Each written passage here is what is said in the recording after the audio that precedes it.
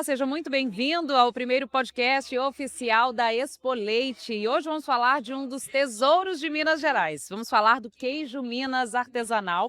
E eu recebo aqui Alexandre Honorato e Caio César Miguel, eles que são do Queijo Mineirinho. Você já deve ter ouvido falar, é em Araxá a produção, e eles têm muita história, muita bagagem dentro da produção. Alexandre e Caio, muito obrigada pela participação de vocês aqui, sejam bem-vindos. Muito obrigado, nós agradecemos, né, por essa oportunidade e é muito bom falar de queijo, né. Então, o assunto vai ser bom.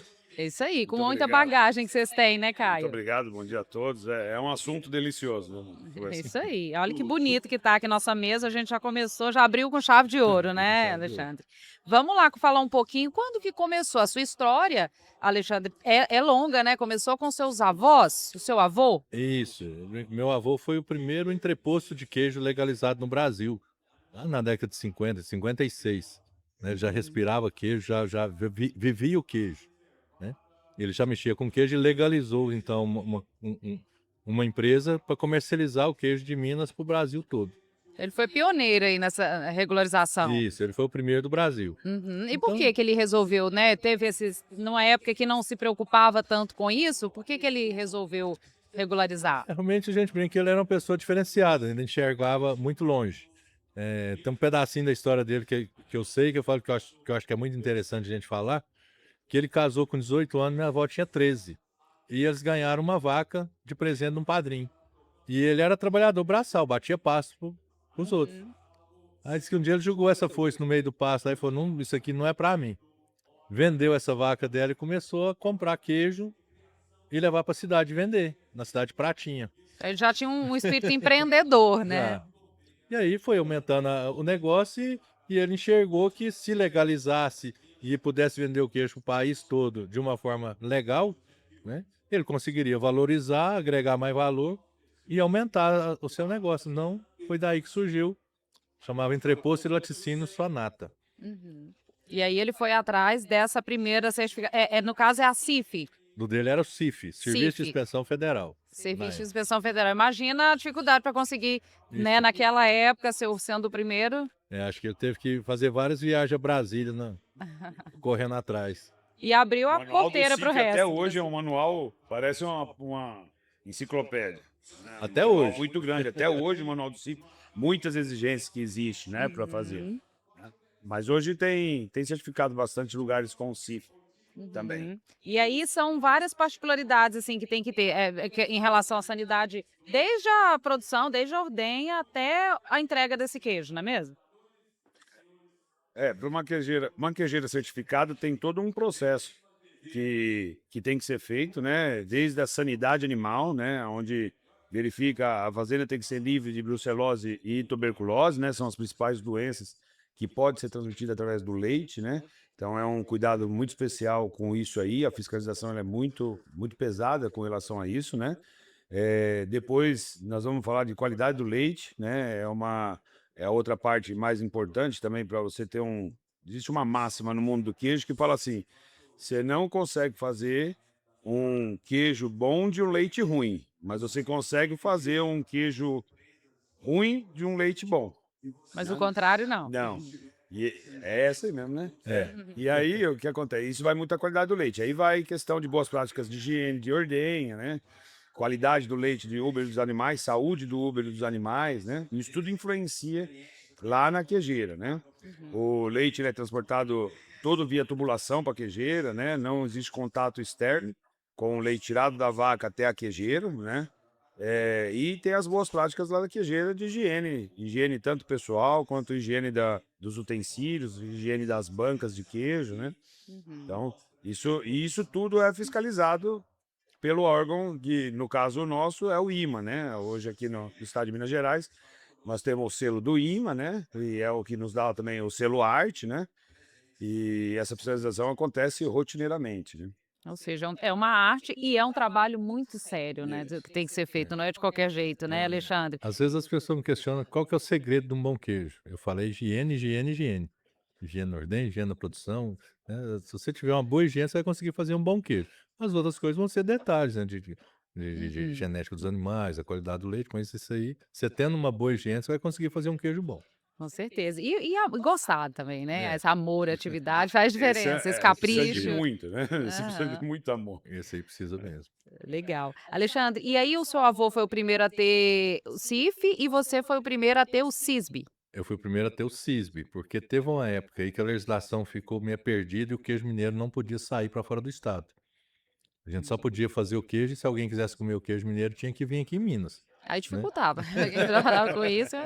E aí surgiu uma oportunidade que veio a ter o CISB, e a gente já estava, né, legalizado pelo INMA para vender dentro do estado, e e aí a gente já enquadrou e já fez as modificações necessárias na queijaria, e assim que saiu a legislação do CISB, nós fomos o primeiro CISB também. Uhum.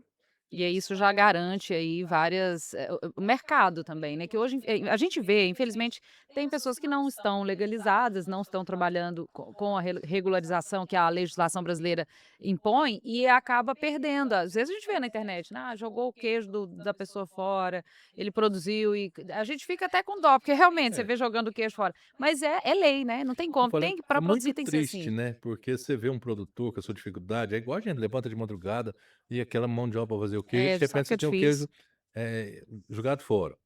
Mas a pessoa precisa entender também que precisa de ter uma segurança alimentar atrás desse produto, né. Uhum.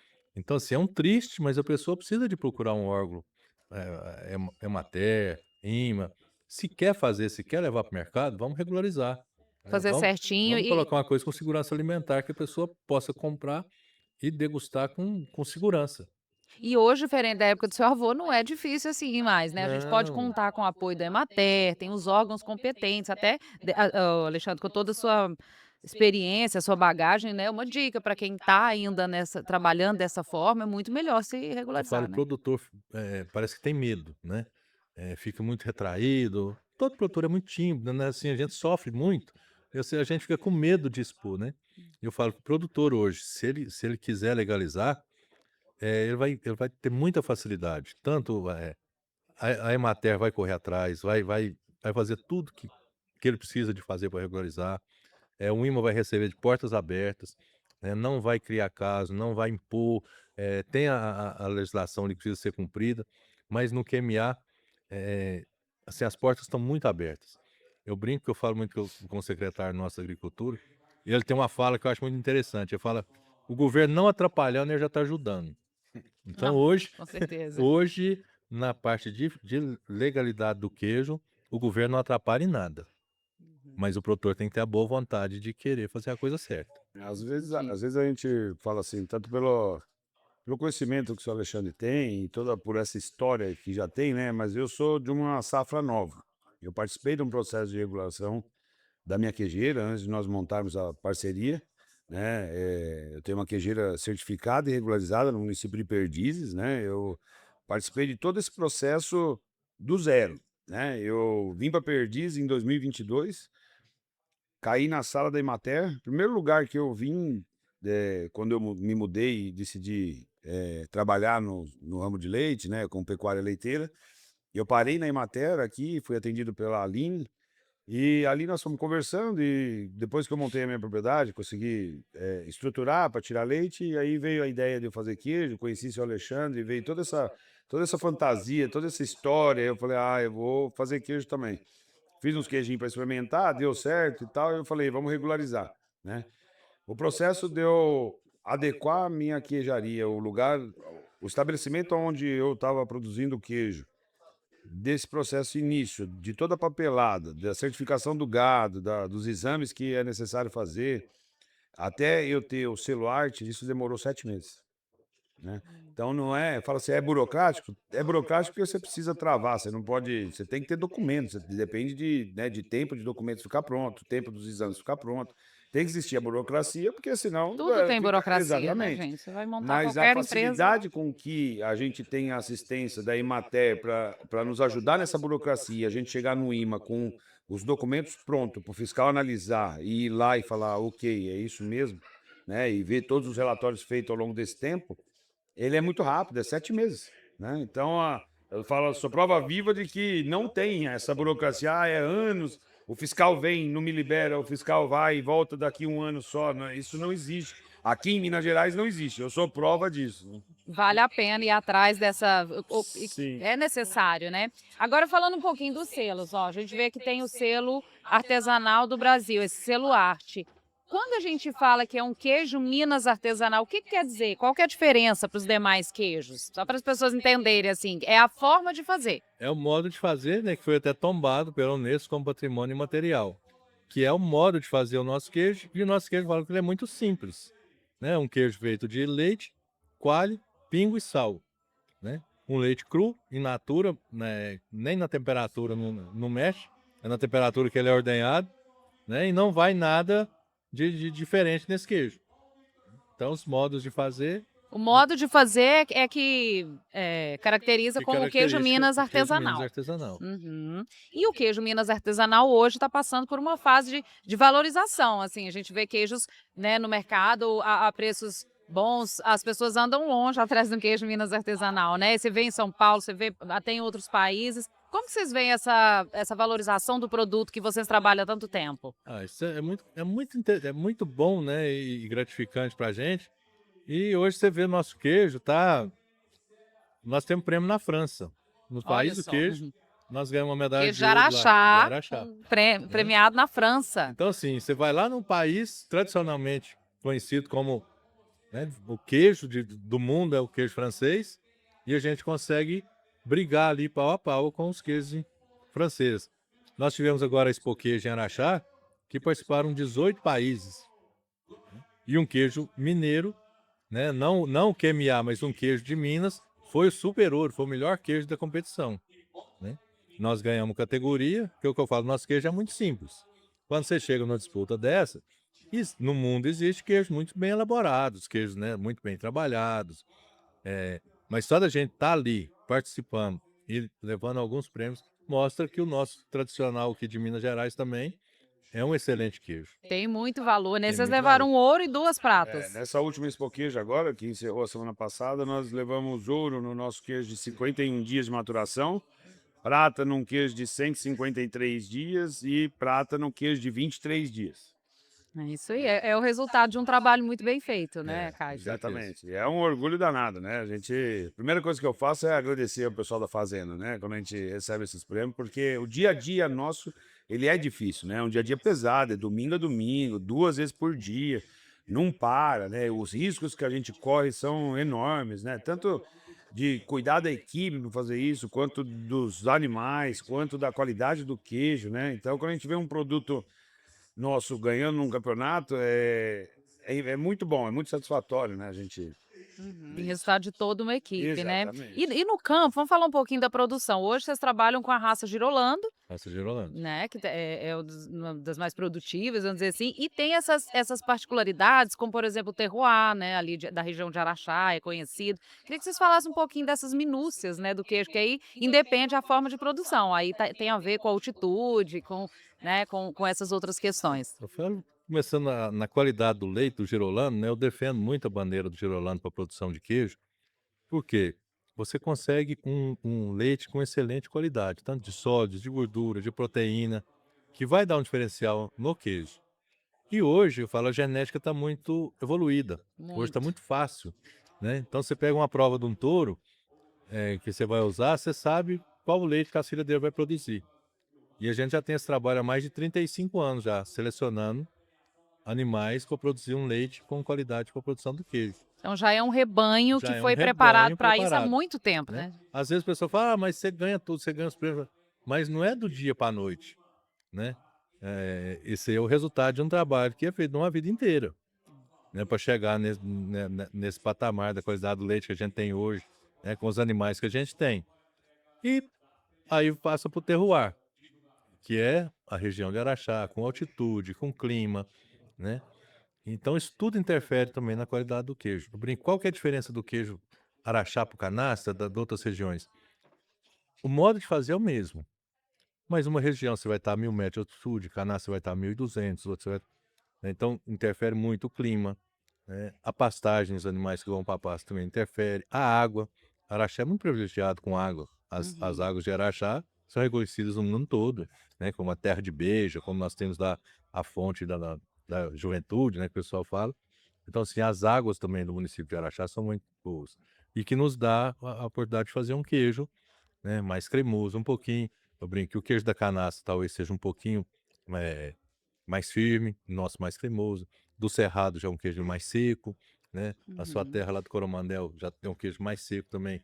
Por É, outro até a lado cor é diferente, por né, a outro gente lado estava é o que eu estava falando. comentando, que a cor mais bonita que para o meu entender é o queijo de Coromandel, que dá um amarelo mais bonito, parece uma gema de um ovo mesmo, que é uma coisa linda.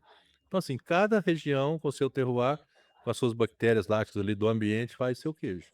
Uhum. Então não tem como você copiar o queijo do vizinho, né, Não, cada um você vai ter pode o copiar o modo seu. de fazer, né? Mas É.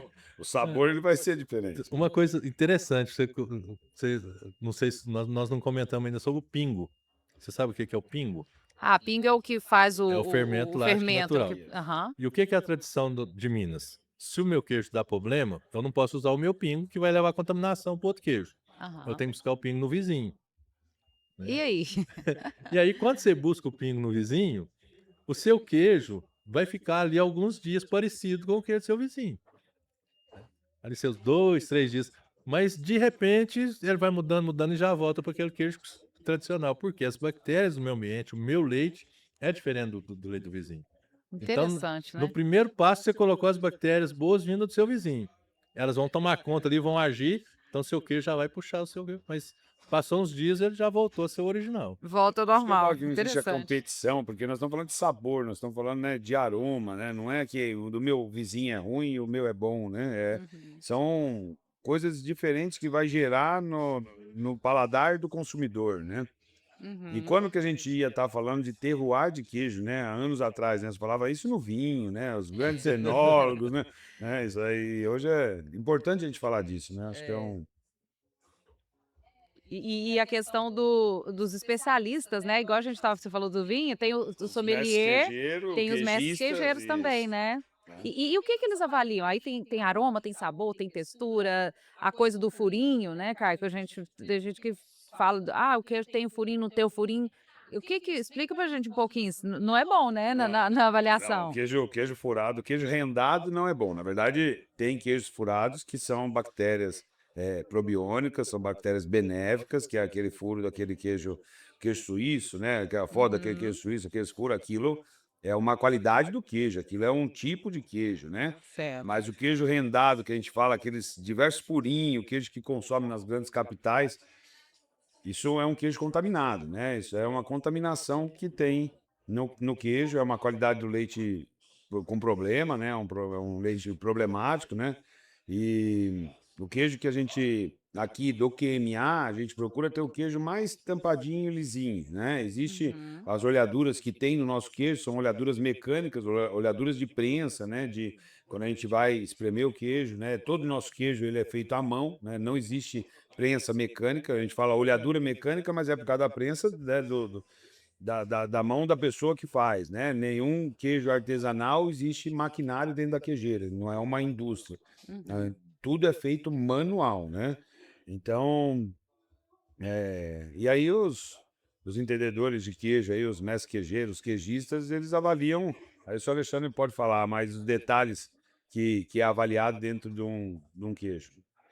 É, o queijo começa pela aparência, né. Primeira coisa. Primeira coisa, você vai pegar o queijo, vai julgar o toalete, que a gente chama que é o acabamento do queijo, que é aquele que você pega queijo por queijo depois dele feito, vai dar um acabamento, coloca ele mais lisinho, né. Antigamente chamava grosa, né, vou grosar o queijo, pegava um ralinho, Ah, para ralava o queijo deixar em ele volta, bem. Deixar ele deixar lisinho. ele bem uniforme. Aí vai a coloração, né. E aí a hora que você vai abrir o queijo, o juiz vai julgar textura da massa, né, que nós estamos falando dos furinhos, né, a granometria da massa, como é que essa massa tá, Aqui, os eh, graus.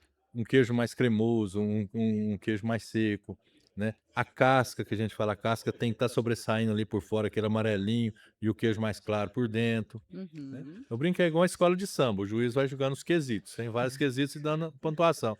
Depois vai para o aroma e o que mais pesa, aroma e sabor, né. Gente, esse aqui é saboroso, viu? Quem não conhece precisa conhecer. Esse queijo as pessoas encontram onde? Ele vai aqui para nossa região, vai para outros estados? Como é que vocês comercializam ele? A gente vende, e na região toda a gente tem a logística de entrega e vai também para o Brasil todo. Aí o Brasil vai de ônibus, vai por transportadora, vai aéreo, a gente acha um jeito, né, do que chegar até ponto de venda, o consumidor. O nosso Olha maior isso aqui, mercado ele gente. está em Minas Gerais, né? Uhum. Porque tem uma pesquisa que, no último censo aí que eles fazem, um francês consome em torno de 27 quilos de queijo por ano. E nós, brasileiros, consumimos 4. Ah, e o mineiro? Mas O quem mineiro aumenta essa média é o mineiro. é o mineiro, deve consumir um A pouquinho gente, mais que a a gente média. conhece muitos clientes nossos, né? A gente, por ser um produto artesanal, a gente tem muito, como se diz, muito sentimento em estar na casa do consumidor, né? Então a gente ouve nosso consumidor, a gente ouve os relatos dos nossos consumidores, né? E uma família de 3 pessoas é um queijo por semana. Olha, Então o mineiro aumenta muito essa média aí dos 4. Acho que se tirar Minas Gerais, o Brasil deve consumir 1 quilo. O brasileiro deve consumir 1 quilo por ano. Mas é porque colocar o o mineiro. mineiro, ele consome bem, né? Sim. É o café da manhã. O mineiro, dificilmente você vai na casa do mineiro, não tem um E não queijo tem na um geladeira. queijo, Um queijinho ali, Eu falo né? que órgão regulamentador, governo, ninguém tem noção da quantidade de queijo que é feito dentro de Minas Gerais, né? Pela essa questão do ilegal, do clandestino, da tradição. Então, ninguém tem noção da quantidade de queijo. Eu cito o número que eu sei, que é assim, uma coisa absurda para gente que entende. Por exemplo, no Mercado Central de Belo Horizonte, são comercializados em média de 60 toneladas de queijo por semana. Então, Muito dá queijo. 10 mil quilos de queijo por dia em um mercado, no Mercado Central de BH. Agora você pensa em Minas inteiro, a quantidade da produção para atender o país todo. Então, assim, é uns números. É muito É queijo, muito né? grande, é gigante. Com certeza. Gente, mas é muito bacana conhecer um pouco da história, saber mais sobre esse queijo, que a gente tem uma memória afetiva, né? Você vê, Sim. parece que lembra Você vai que lembrando da história, né? Você vai da his- comendo e vai tentando é, buscar, né? Será que o que ele tá falando é a verdade? Você gente vai tem um buscando isso no amor, né, sabor, pelo né? queijo. É É um o produto muito amor. especial para os mineiros. Sim. Agora, falando um pouquinho do evento, Alexandre, Caio, qual a importância, né, de participar de feiras como essas? Por que vocês fazem questão de estar aqui, né? A Expo Leite esse ano trazendo aí conhecimento para o produtor rural, fortalecimento do setor, né? Que a gente vê igual ontem reunidas as autoridades, as pessoas que estão envolvidas com a causa. Tem também os torneios, né? Daqui a pouco vocês têm que ir para lá, inclusive. Tem animal na pista. O que vocês acham de participar? Por que é importante para o produtor? Assim, a gente está mostrando os animais, né? A gente vem participando com os animais, tem as amizades que a gente tem ao longo do tempo aí com o pessoal, né? O Paulo Vitor e com toda a equipe daqui. E assim, são muito respectivos, eles são amigos mesmo, então a gente faz questão de estar junto, estar participando. E a divulgação, né? A gente está aqui mostrando, você está mostrando animais, aí acaba que tem um stand que tem um queijinho lá que a pessoa está degustando, né?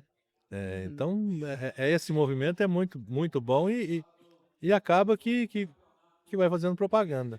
Com certeza. Tem um networking aqui, né? O É. pessoal quer conhecer, saber, faz Sim, sim. negócios aqui, Importante. né? Acho que costumo falar que o tempo de feira é os dias que a gente tem de descanso, né? E descansando a gente está trabalhando, né?